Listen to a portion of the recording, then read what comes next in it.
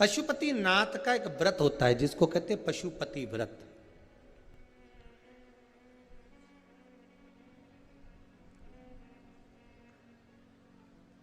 आजकल लोगों ने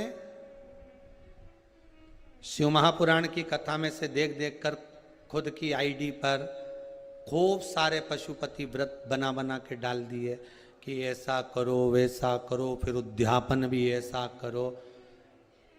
पहली बात अच्छे से ध्यान में कर लेना कि पशुपति व्रत में कुछ नहीं करना है आपको, ज़्यादा ढोंग प्रपंच कुछ नहीं करना।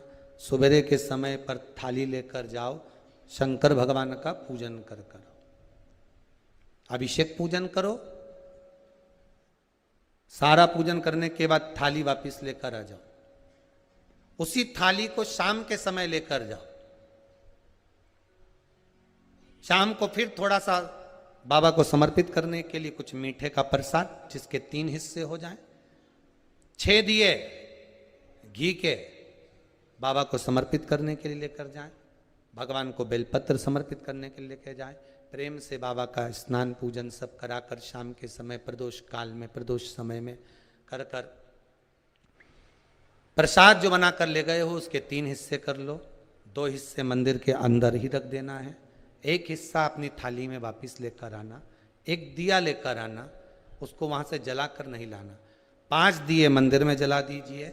जब दीप 5 पंचानंद भगवान शिव के लिए समर्पित कर रहे हो तो 5 दिए जलाते समय पहले दिन ही अपनी कामना कर लेना कि मैं इस कामना से पशुपति व्रत कर रही हूं। बाबा आप इसे स्वीकार करना। पशुपति व्रत जिस मंदिर पे पहला व्रत होता है उसी मंदिर पर 5 व्रत होते हैं, मंदिर नहीं बदला जाता।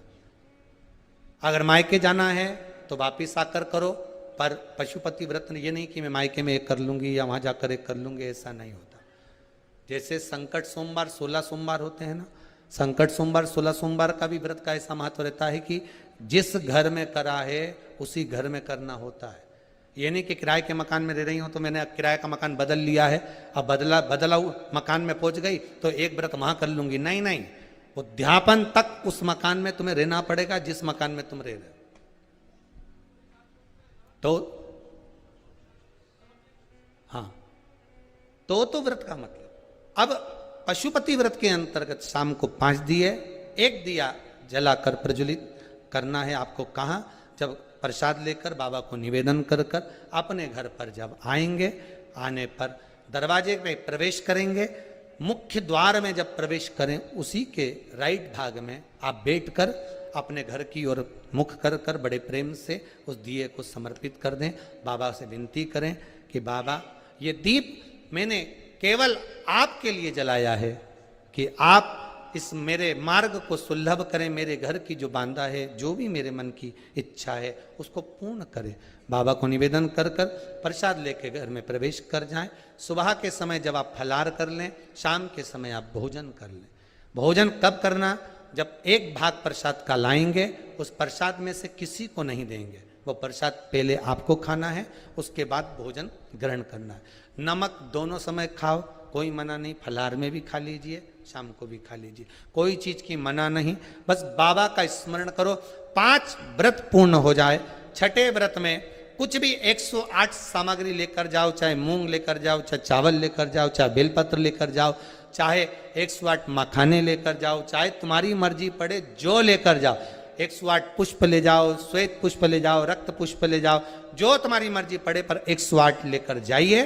शाम के समय पर जब आप पूजन कर लें, पुष्प समर्पित कर दें 108, तब एक श्रीफल 11 रुपये बाबा के चरणों को समर्पित कर दें। बाबा आज मेरा व्रत पूर्ण हुआ है, मेरी मनोकामना पूर्ण करना।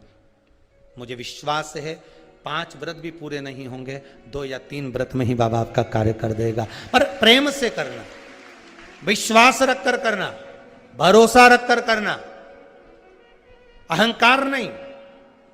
जितने पशुपति व्रत करो आप, उसमें अभिमान को त्याग दो। शंकर जी के दरवाजे पर जब सुबह जाओ ना तो पहले अहंकार छोड़ कर जाइए।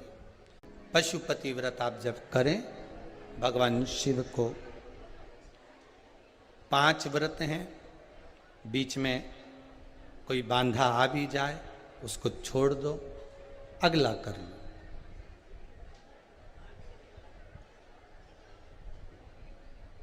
पर करो जरूर। दुनिया का ऐसा कौन सा कार्य है जो पशुपति व्रत से नहीं हुआ। ना जाने कितने लोग पशुपति व्रत को करे होंगे और बाबा ने एक व्रत में, 2 व्रत में, 3 व्रत में, 5 व्रत में कुछ ना कुछ तो दिया होगा। अगर बाबा मान लो तुम्हारी कामना पूर्ण नहीं भी करता तो मन की शांति तो दे ही देता है। हृदय की शांति तो मिल रही है ना।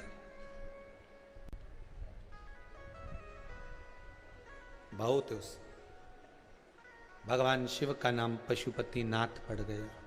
समय आए